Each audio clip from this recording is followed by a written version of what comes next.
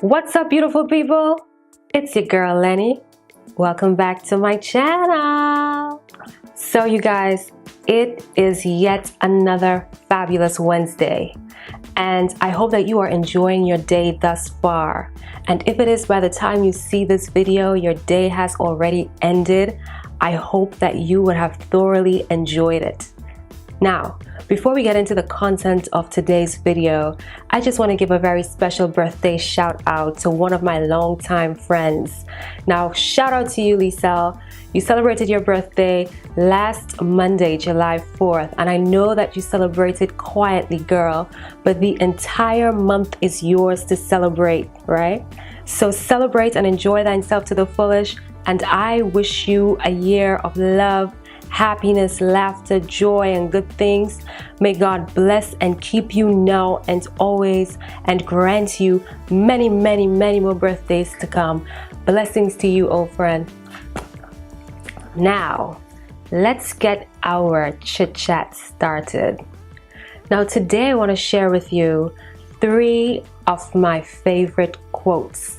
Now, I have quite a few favorite quotes, but there's something about these 3 that I love so much. It's like they come to mind almost immediately for me. So I'm going to share these 3 quotes with you, and you can use them as motivation, inspiration, or even encouragement.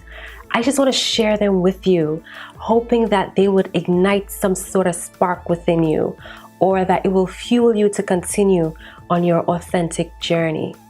So, without any further ado, these are my 3 favorite quotes.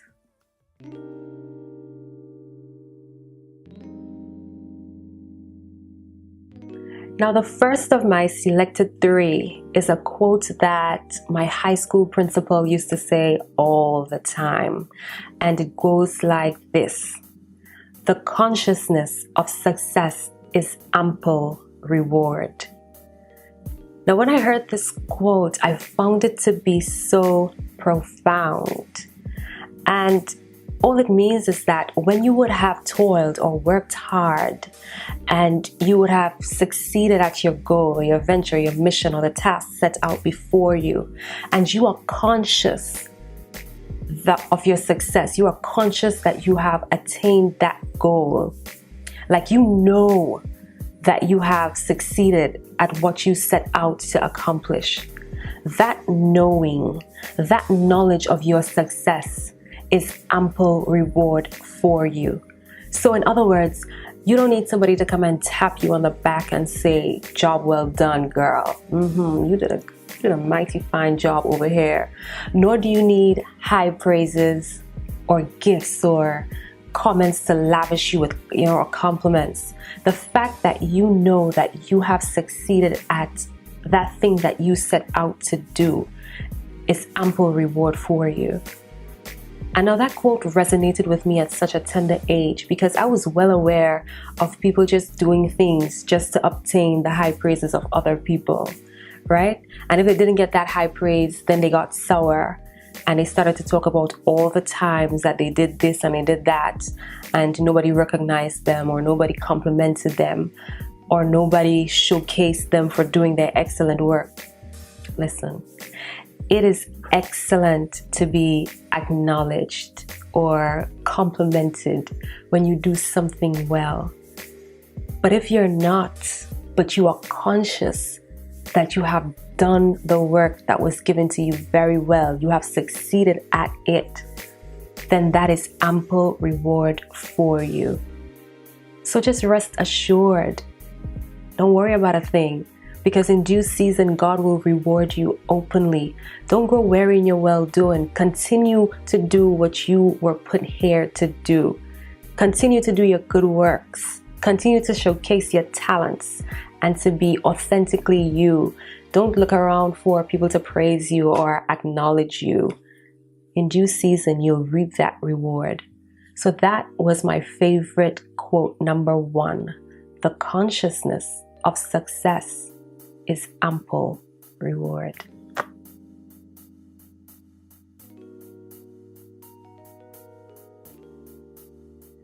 Now, the second of my selected favorites is a quote that I heard a worshiper, or rather a gospel singer, say in the middle of his worship. And he said, "Opportunities of a lifetime must be grasped or taken within the lifetime of the opportunity." Did y'all get that? I'm going to say it just one more time because it is so good. I want you to get it. He said, opportunities of a lifetime must be grasped or taken within the lifetime of the opportunity. Now, when I heard this quote, it further awakened the light within me to embrace positive opportunities that came my way. Like, this quote put me on my P's and Q's to watch for my next opportunity, to examine it, to write the vision of it, make it plain, and then run with it. Now, too often times people pass up golden opportunities because they are waiting on the perfect time for everything, or they're waiting on this particular thing to change, or sometimes they make excuses by saying, you know, if I didn't have children, then I would have taken that opportunity, or if I didn't build my house yet, then I would have done that particular thing, or if I wasn't tied to this job, then I would definitely take that opportunity. They make excuses upon excuses upon excuses, or sometimes some people are indecisive as to whether or not to take the opportunity, right? And if you're indecisive, like if you don't know what to do, I've got a video for that too, so you can check that video out. I'm going to leave it for you right here. Check that video out. I've got you covered at all angles. So, like I was saying, some people are indecisive. They don't know what to do.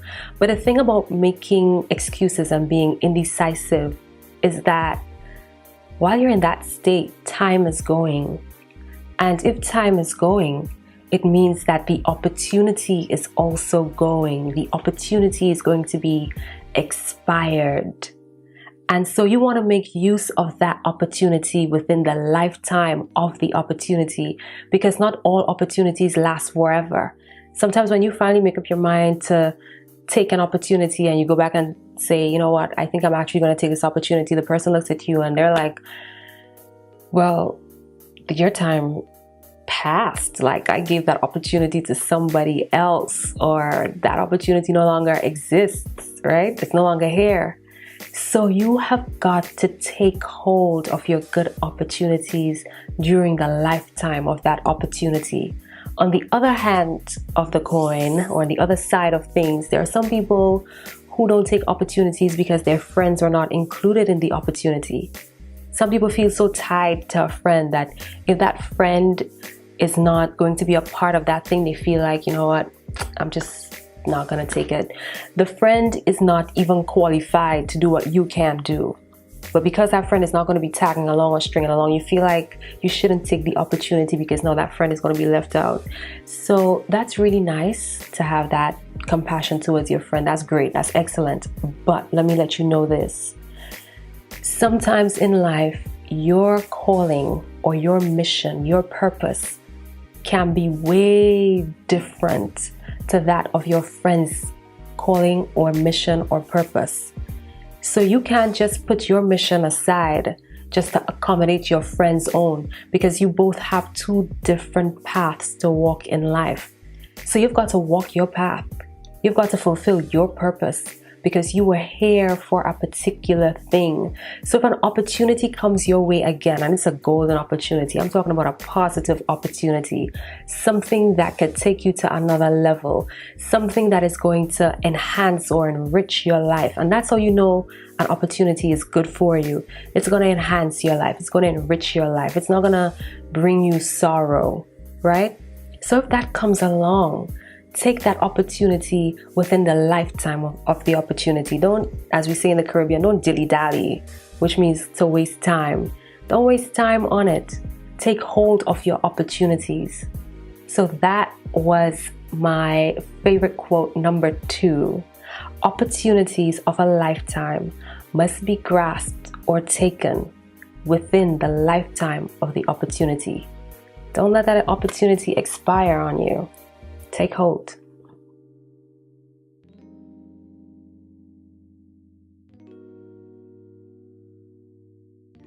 Now, my final selected favorite is more of a saying than a quote, right? But I'm going to say it anyway because I like it, right? And it goes like this. People will notice the change in your attitude towards them, but they won't notice their behavior that made you change. It's a good one, right? I know. That's why I'm going to say it again. People will notice the change in your attitude towards them, but they won't notice their behavior that made you change. So the next time that somebody pulls away from you or distances themselves from you or doesn't want to talk to you anymore, I want you to take a step back and just examine yourself. Examine your conscience. See what you would have done to create that rift or that separation between the two of you, right? Because believe it or not, people are not crazy. They don't just cut you off for no reason at all. So step back and examine your behavior towards that person. Examine your words towards that person, your conversation or lack thereof to that person. Examine your mood, your attitude. Examine all of these elements that you would have had towards that person, and you may just find that that person has every right to leave you high and dry because you are just straight up disgusting, right? Now, and I want you to be aware of people who run up to you quickly and say things like, I don't know what I did to so-and-so. He's not talking to me anymore. I don't know what I did to her. She's not talking to me anymore. If you run up to me and you tell me that, I'm going to be looking at you side eye because I'm thinking, oh yes, you know exactly what you did. You are guilty. Yes, you are guilty. Usually the guilty party is the one who runs ahead of everybody else and tries to paint themselves as a perfect picture. So they know that they've done something wrong and they know that they've been disgusting, but they want to run ahead to everybody else to make it look like, oh my gosh, I am so well put together. I didn't do anything. And he or she just stopped talking to me, just don't want to be near me, just started acting strange with me. Really, you're the crazy person and you know you're the crazy person. People are not crazy. When they cut you off, they cut you off for a reason. And sometimes it's not that they cut you off immediately. Sometimes it's a build up of things that they probably would have addressed with you before, and you just didn't take them on. So if you were not conversing with them a lot, they probably said to you, you don't chat with me a lot. I don't feel like we're friends. I don't feel like we have a relationship here. And you just dismissed them. And that went on for a period of time. After a while, the person is going to grow fed up of you and they're going to be like, well, I tried to be friends with you for so long and you weren't even paying me any mind. So I'm going to cut you off. It's time for me to move on. And so when that person has cut you off and has moved on, all of a sudden you get in your feelings because you never miss the water until the well runs dry. And that's another of my favorite quotes, but I'm going to leave that for part 2 or 3 of my favorite quotes, right? So check yourself, examine yourself, and examine your conscience.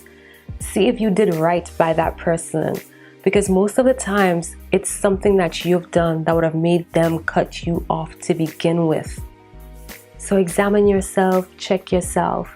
And if in the future you see me and you want to come up to me and tell me you don't know what you did to Jane, Mary, Tom, Joseph, or Andrew, I'm going to look at you like, I'm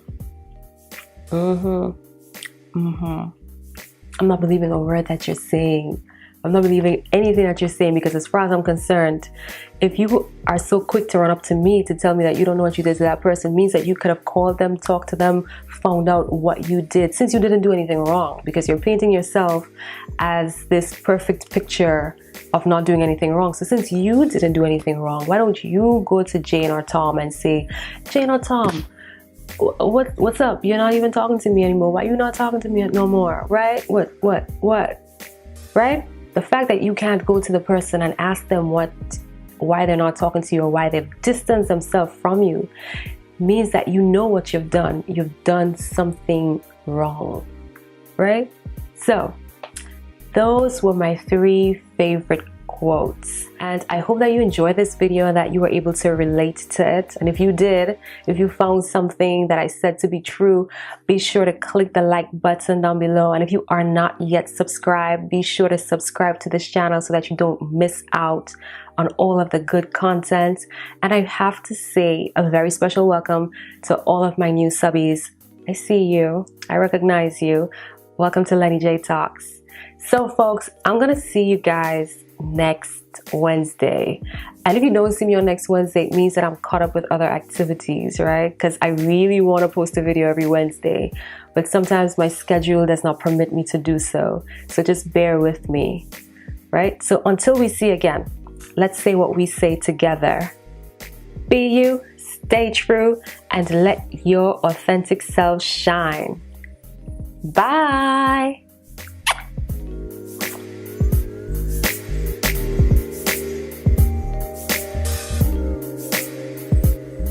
You were created with a purpose. It means that you are not a waste of space. You are not a waste of time, energy, or natural resources. You are not a waste of sperm and egg. You're a big deal. You're very, very important. For real. You are a big deal and you matter. Now you have a purpose to serve, and it is up to you to